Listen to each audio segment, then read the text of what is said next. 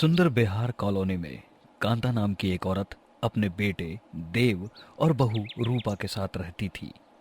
एक दिन की बात है। देव और रूपा पुष्पा मूवी देखकर घर लौटते हैं। उसकी माँ कांता उनका घर में इंतजार कर रही थी।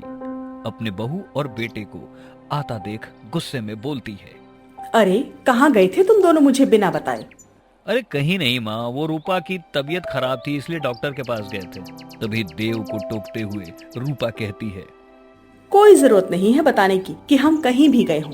तुमसे मतलब? ओहो, ज्यादा बकवास मत कर। सीधी तरह बता कहाँ गई थी मेरे बेटे को लेकर।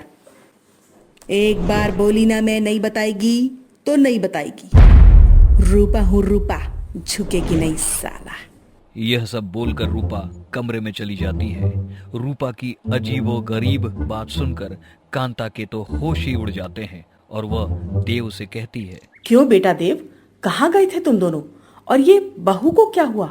अजीबोगरीब बातें कर रही है। अरे कहीं नहीं माँ, वो रूपा की तबीयत खराब थी इसलिए डॉक्टर के पास लेकर गया था। इतना बोलकर देव भी कमरे में चला जाता है और कांता अपने मन में बोलती है, इसकी तबीयत तो मैं ठीक करूंगी कल। अगली सुबह कांता नाश्ते का इंतजार कर रही होती है। काफी देर इंतजार करने के बाद जब नाश्ता नहीं आता तो कांता आवाज लगाकर बोलती है, अरे कहाँ मर गई महारानी? सुबह सुबह नाश्ता कौन देगा? कांता के पुकारने पर भी रूपा नहीं आती तो कांता रूपा के कमरे में जाती है और देखती है कि रूपा घोड़े बेचकर सो रही होती है। कांता गुस्से में उसे उठाते हुए बोलती है, रूपा, रूपा बहू उठो, ये तुम्हारा मायका नहीं है जो 11-11 बजे तक सोती रहोगी। उठो। यह सुनकर रूपा लेटे लेटे कहती है, मुझे सोने दो सासू माँ, मुझे और सोना है।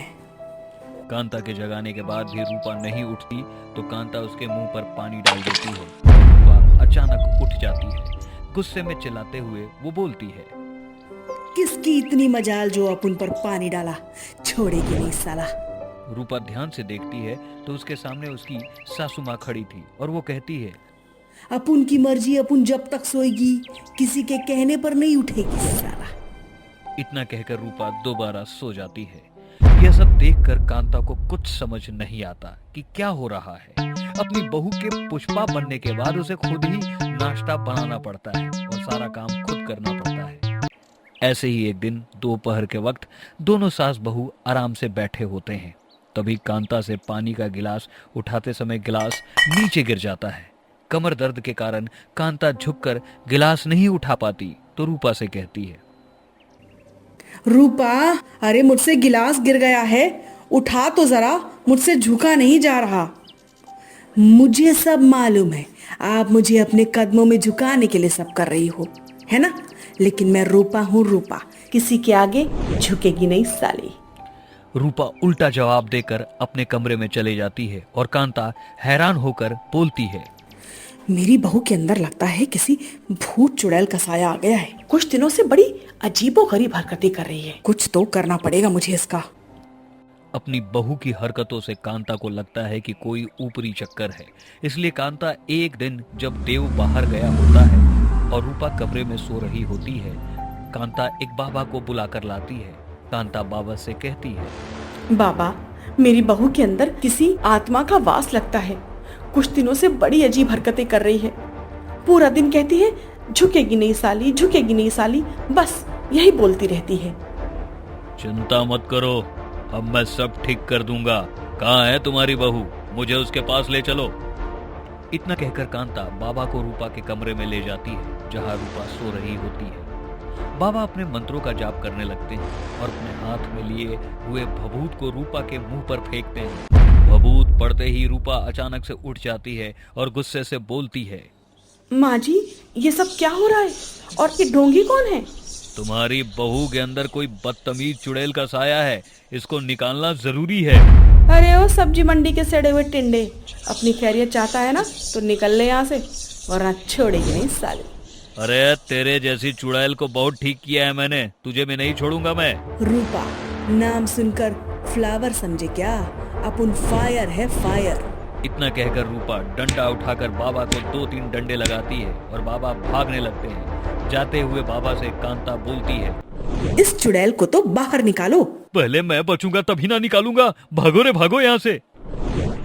बाबा तो भाग जाते हैं। उसके बाद रूपा गुस्से में कांता से बोलती है, सासू माँ, आज के बाद ये सब हुआ तो आप भी बचेंगी नहीं। इन बाबा के साथ आपको भी बाहर भेज दूंगी। रूपा हूं मैं, रूपा, किसी के आगे झुकेगी नहीं साला। अगले दिन कांता देव से कहती है, देव बेटा, रूपा को क्या हो गया है? इतनी अजीबोगरीब हरकतें कर रही है कुछ दिनों से। अजीबोगरीब हरकत मतलब समझा नहीं माँ। उठ जाएगी तो बोलेगी मैं बैठूंगी नहीं साली। झाड़ू लगाने बोलो तो बोलेगी मैं झुकेगी नहीं साली। बर्तन धोने बोलूं तो मैं घिसेगी नहीं साली। पता नहीं बहू को क्या हो गया है। मुझे तो लग रहा है किसी चुड़ैल का साया है, इसलिए मैंने बाबा को बुलाया और इसने उन्हें भी मार भगा दिया। इतना कहकर कांता वहां से चली जाती है और देव मन ही मन कहता है, लगता है रूपा जब से ये पुष्पा मूवी देखकर आई है तब से ही ये सारी हरकतें कर रही है। अगर माँ को पता चला ये सब पुष्पा मूवी का असर है तो माँ मुझे और रूपा दोनों को कभी बाहर जाने ही नहीं देगी। इतना सोचकर देव रूपा के कमरे में चला जाता है और देखता है कि रूपा पुष्पा की हरकतें कर रही होती है। फिर देव कहता है, रूपा तुम पागल हो गई हो क्या? तुम्हारी इन हरकतों से माँ को कितना बुरा लग रहा है। माना माँ तुम्हें डांट दिया करती है पर वह दिल की अच्छी है, प्लीज उन्हें इतना भी परेशान मत करो प्लीज। देव के काफी देर समझाने के बाद रूपा को अपनी गलती पर पछतावा होता है और वह अपनी सासू माँ से माफी मांगने उनके पास जाती है, जहां वह दोनों देखते हैं कि टीवी पर पुष्पा मूवी देखकर कांता भी पुष्पा की हरकतें कर रही होती है और अपने मन में बड़बड़ा रही होती है, इसी को देखकर तो मुझे परेशान कर रही थी, अब मैं भी झुकेगी नहीं साली। यह सब देखकर दोनों हैरान हो जाते हैं और कहते हैं, अब हम बचेंगे नहीं साला। अब तक रूपा के ऊपर पुष्पा का साया था तो कांता परेशान हो गई थी, लेकिन अब कांता के पुष्पा बनने पर रूपा का क्या होगा? क्योंकि सास हमेशा बहू से 2 कदम आगे होती है। स्टार कार्टून टीवी को फ्री में सब्सक्राइब करें और बेल आइकन दबाना ना भूलें, जिससे हमारी सभी वीडियोस की नोटिफिकेशन सबसे पहले आपको मिले।